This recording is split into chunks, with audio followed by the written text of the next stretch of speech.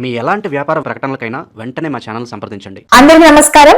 నేను శిరీష. ప్రస్తుతం మనతో పాటు ఉన్నారు ప్రముఖ ఆధ్యాత్మికవేత్త, జ్యోతిష్య పండితులు పవన్ కుమార్ శర్మ గారు. గురుగారితో మాట్లాడతాం. నమస్కారం గురుగారు. శ్రీమాత్రే నమః. గురుగారు, విశేషంగా ఈ పరాభావనామ సంవత్సరంలో సింహ రాశి వారికి ఎలా ఉండబోతుందంటారు? ఎలాంటి జాగ్రత్తలు తీసుకోవచ్చు అంటారు?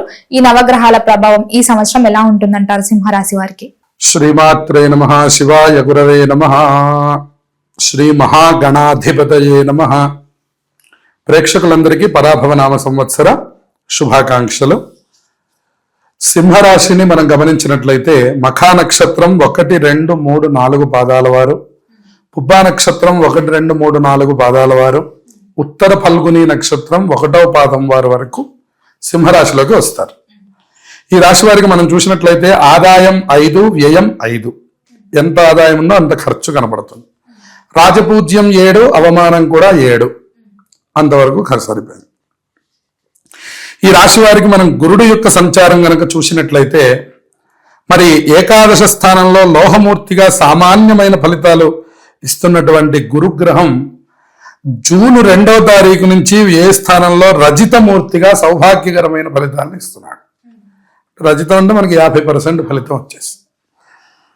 కాబట్టి శుభ ఫలితాలను ఇవ్వడం వల్ల వీళ్ళకి మంచి మరి ఆదాయంతో కూడిన వ్యయం, అంటే ఆదాయం చక్కగా వస్తుంది, తగిన ఖర్చు అనేటటువంటిది కనపడుతుంది. ఇంకా మనం గమనించినట్లయితే ఆదాయం కూడా 5, వ్యయం 5 కనపడుతుంది.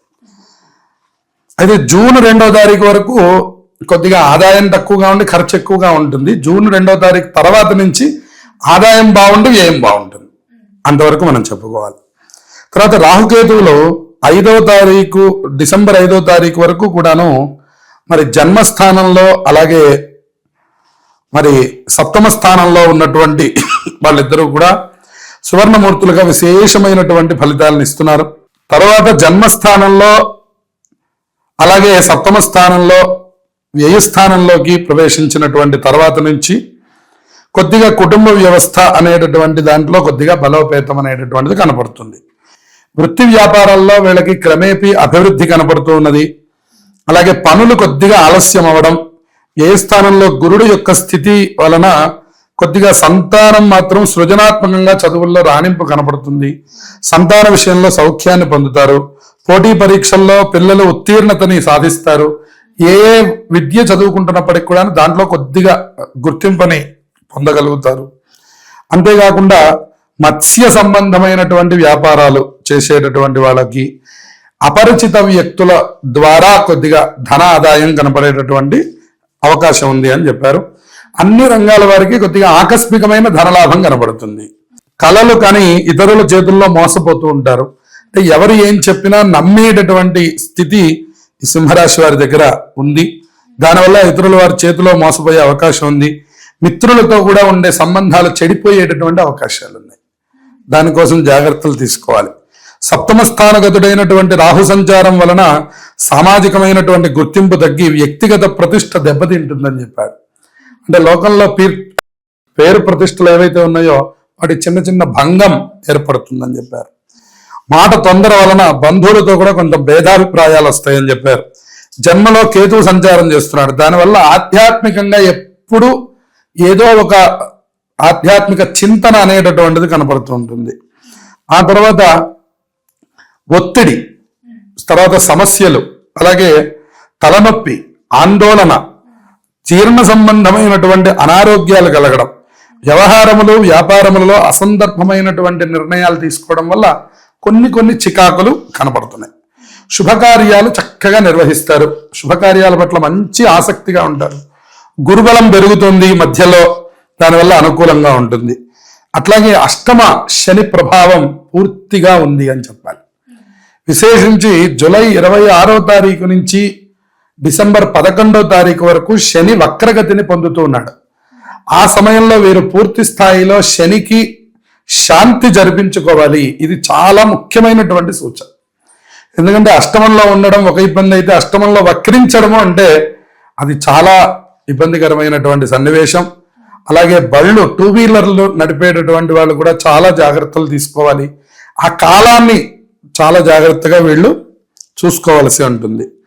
అలాగే నిరంతరం యోగాభ్యాసం చేయడం, కాలి నడకన కొన్ని చోట్లకి చెప్పులు లేకుండా గుడికి నడిచి వెళ్ళడం లాంటివి వీళ్ళకి మంచి కలుగజేస్తాయి. పౌష్టికమైనటువంటి ఆహారం తీసుకోవడం వలన ఆరోగ్యం లభిస్తుంది. వ్యాపార లావాదేవీల్లో అనుభవజ్ఞుల సలహాలు తీసుకొని ముందుకెళ్ళండి. సొంత నిర్ణయాలు దయచేసి తీసుకోకండి. నిజాయితీ నిలకడ ద్వారా మిత్రులతో విభేదములు నివారించవచ్చు. కొన్ని చోట్ల మనం అనుకోకుండానే మనకి వచ్చినటువంటి వాటిని మీ నిజాయితీతో మీరు నిరూపించుకోగలుగుతారు. మరి శని యొక్క వక్రించి సంచరించడం వల్ల ఆరోగ్య లోపం, ఖర్చులు పెరగడం, అకస్మాత్తుగా వైద్య సహాయాలు కోరుతూ ఉండడం, అనుకోనటువంటి మార్పులు శరీరంలో. కాబట్టి మీరు మృత్యుంజయ మంత్రంతో రుద్రాభిషేకం చేయించుకోవడం, నిరంతరంగా శివుడి యొక్క స్తోత్రాలు, మృత్యుంజయ మంత్రాలు చదువుకోవడం కూడా మంచిదకరమైనటువంటి సూచన. రైతులకు కూడా ప్రథమార్థం కొద్దిగా బాగుంది, కానీ ద్వితీయార్థం నుంచి 2 పంటలు కొద్దిగా అనుకూలం తక్కువగా ఉన్నాయని చెప్పుకోవచ్చు. కళాత్మక రంగాల వారికి కూడా అనుకున్నంత స్థాయిలో గుర్తింపు లేదు, ఏదో జీవనానికి తగినటువంటి ఆదాయం మాత్రం లభిస్తుంది. మొత్తం మీద ధార్మిక కార్యక్రమాలు, ఆధ్యాత్మిక జీవితం ఉండడం వల్ల వీరు కొంతవరకు మనశ్శాంతిని పొందేటటువంటి అవకాశం ఉంది. ఏదైనా ఒక పెద్ద బాధ్యతను ఎత్తుకుంటే మాత్రం చాలా ఎక్కువ ఆందోళన చెందడం, టెన్షన్ పడిపోవడం లాంటి విషయాలు వీళ్ళ దగ్గర కనపడుతున్నాయి. కాబట్టి వీళ్ళు నిరంతరమైనటువంటి శుభం జరగడానికి ప్రతిరోజు కూడా శివాలయం సందర్శనం చేయడం, శనివారాలు ఉపవాసం ఉండడం, నవగ్రహాలకి ప్రదక్షిణం చేస్తూ ఉండడం, అలాగే శనివారం రోజున వెంకటేశ్వర స్వామి వారి ఆరాధన తప్పకుండా చేయడం, ప్రతిరోజు శివాలయాన్ని సందర్శించడం. దీని ద్వారా వీళ్ళు శుభయోగాల్ని పొందుతారు. రోజు కూడా కాలభైరవాష్టకం చదువుకోవడం చెప్పదగినటువంటి పరిహారం. గురుగారు, ముఖ్యంగా మరి ఈ సింహరాశి వారికి ఈ సంవత్సరం కలిసి వచ్చే సంఖ్య ఏంటంటారు? సంఖ్య వీళ్ళకి 1 సంఖ్య చాలా గొప్ప యోగాన్ని ఇవ్వబోతోంది.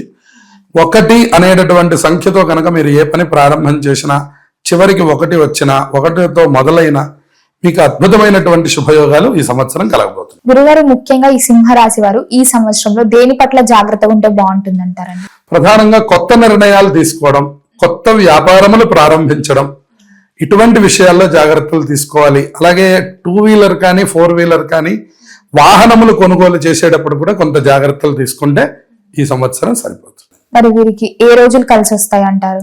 వీళ్ళకి ప్రధానంగా బుధ, గురు, ఆదివారాలు చాలా దివ్యమైనటువంటి యోగాలు ఉన్నాయి. కాబట్టి బుధవారము, గురువారము చేసే పనులు లాభదాయకంగా ఉండబోతున్నాయి. ఆదివారం కూడా కలిసి వస్తుంది వీళ్ళకి. మరి కుటుంబ వాతావరణం ఎలా ఉంటుందంటారు? కుటుంబ వాతావరణం అనుకూలంగానే ఉంటుంది. కొద్దిగా ఖర్చులు ఎక్కువగా ఉన్నాయి. వీళ్ళు ఎక్కువగా టెన్షన్ పడిపోతూ ఉండడం, దానివల్ల ఆ విసుగు కొద్దిగా కుటుంబంలో చూపించడం వల్ల చిన్న చిన్న సమస్యలు ఎదుర్కొంటారు. దాని నుంచి కొంచెం జాగ్రత్తగా ఉండాలి. కోపం తగ్గించుకోవడం, టెన్షన్ నుంచి మిమ్మల్ని మీరే నియంత్రించుకోవడానికి మీకు కాలభైరవాష్టకం ఉపయోగపడుతుంది. ముఖ్యంగా గురుగారు, ఈ సింహరాశి వారు ఏదన్నా ప్రారంభిద్దాం అనుకుంటే ప్రథమార్థం బాగుంటుందంటారా, ద్వితీయార్థం బాగుంటుందంటారా? ప్రథమార్థంలోనే అనుకూలం ఎక్కువగా కనబడుతుంది. జూలై లోపలే మీరు ఏదైనా పనిని ప్రారంభం చేసి పూర్తి చేయండి. జూలై తర్వాత మాత్రం ఏ రకమైనటువంటి నిర్ణయాలు తీసుకోవద్దు. కాలం పూర్తిగా ప్రతికూలంగా ఉంది. అష్టమంలో ఉన్న శని భగవానుడు వక్రం తిరిగి చాలా ఇబ్బందుల్ని కలిగిస్తున్నాడు. ఇక్కడ రాహుకేతువులు కూడా వక్రంలో ఉన్నారు. అందువల్ల మీరు మీ నిర్ణయాల్ని కొద్దిగా ఈ సంవత్సరానికి ఆపి ఉంచడం మంచిది. గురుగారు, మొత్తం మీద ఈ సంవత్సరంలో సింహరాశి వారికి ఎలా ఉండబోతుంది, ఎలాంటి జాగ్రత్తలు తీసుకోవాలి, ఏ దైవాన్ని కూడా పూజించాలో తెలియజేసినందుకు ధన్యవాదాలండి. శుభమస్తు.